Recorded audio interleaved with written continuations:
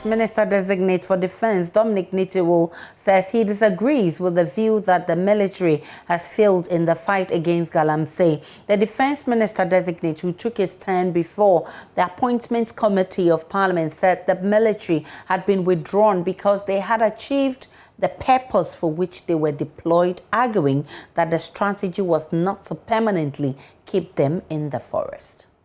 I don't agree when you say that the military has failed us in the fight against galamsey. I think that you have the experience because you were Minister for Lands and Forestry before.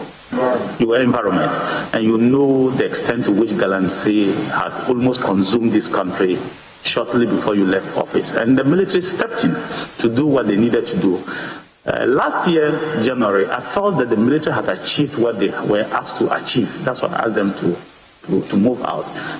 Like you stated before yesterday, galamsey has been with us for a long time, but it is the nature of the current system where we go and use excavators to destroy our water bodies, to destroy the environment that is posing the problem.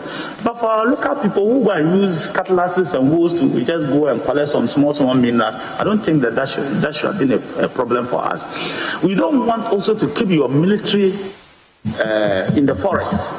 Then you are not helping the military, you are not helping the people of Ghana. You want them to do a surgical operation and come out, And so if there is a need to do a surgical operation for the military in terms of what the president has said, because he said, let's have a conversation on galamsey.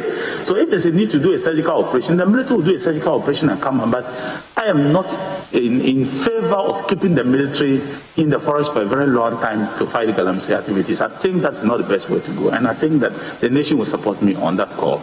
Minister-designate for Defense also disclosed that a probe has been launched into a Joy News report highlighting how the military was protecting a mining firm that was degrading the environment in the Manso Forest Reserve.